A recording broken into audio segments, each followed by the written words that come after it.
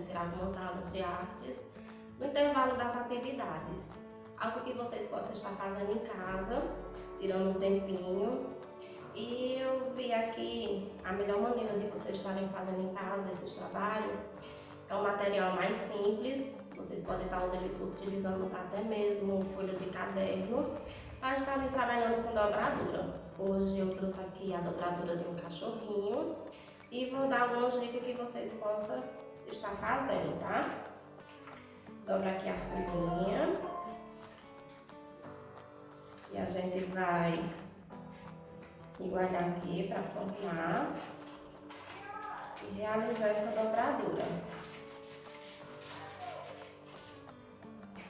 Lembrando que a utilização da tesoura só com a supervisão de um adulto para evitar certos acidentes, tá, turminha? Dobra aqui a pontinha para formar uma orelha, em seguida dobra a outra. Vamos dobrar aqui embaixo para estar formando um focinho do cachorro. E com o pincel vamos dar aqui a visão do olhinho. Uma coisinha rápida. No intervalo das atividades vocês podem estar utilizando o papel para fazer isso em casa.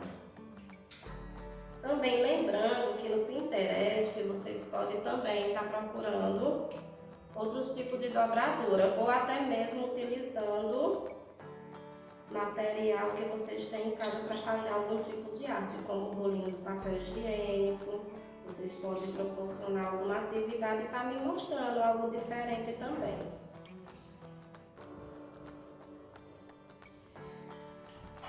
Então, finalizando aqui, a gente tem a dobradura de um cachorrinho. Espero que vocês tenham gostado e que vocês possam estar realizando algum tipo de arte em casa, tá, meus amores? Beijinho e tchau, tchau.